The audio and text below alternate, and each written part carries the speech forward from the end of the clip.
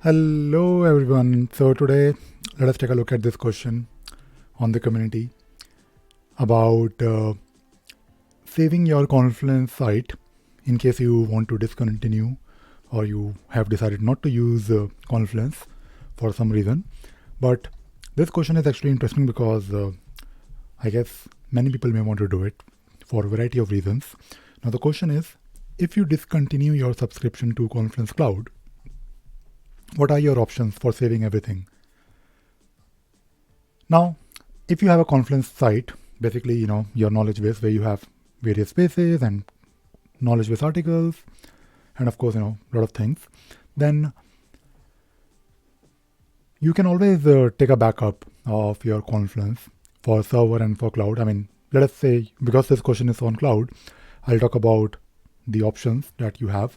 So when you go to your backup manager in your Confluence, you have the option to take a backup of your site, Confluence site, and you can take a backup for both server and also for cloud. So when you take a backup for server, you can actually restore it on server, and when you take a backup for cloud, you can actually restore it on your cloud.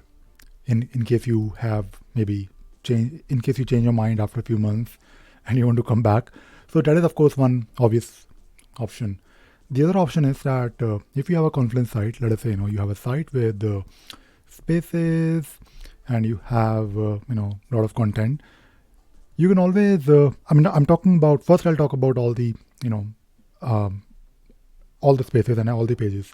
So you can always write your own script for doing it. You can actually extract the information using a REST API, but of course that would mean that you have to write a script, and based on the output of your based on your desired output, you have to basically modify the script and adapt it. Maybe you have to pay someone to do it, or maybe you can do it yourself.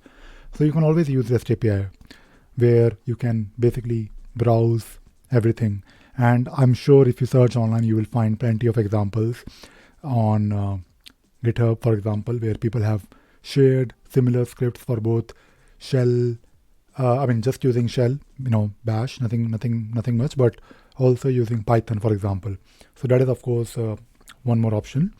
The other option is that if you want, you can actually also use a utility called wget to basically download the whole site. So what you can do is, let us say you have this Confluence site restored and it is accessible somewhere on the server or maybe your cloud instance. I don't know whether it will work smoothly, but you can try. So as long as your terminal based utility, let us say you are on a terminal and you want to, and you have access to your site from the terminal, you can use wget, for example, to download the entire site. I haven't really done it recently, but apart from using wget, there are other utilities that you can find online. You just do a search how to download the whole site. It will basically go through all the pages, and it might be the solution that you're looking for. And if you're trying to do it selectively, maybe you have, let us say you have a Confluence space or whatever you're looking at. You can always export it to maybe PDF. This is also one really good option. You can basically export the whole thing into a PDF file, and this PDF can actually be sufficient, I guess, in case you're looking for a backup, some kind of a backup where you're looking for the export.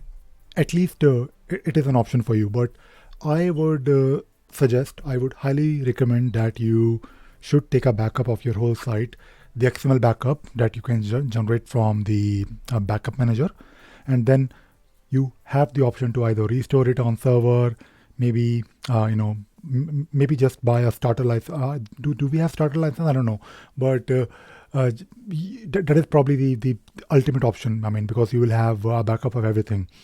But in case you want to export it to a specific format, then you will probably rely on some scripted solution, or maybe try to find an app that can export maybe a specific space, or pages that you're looking for in the format that you want.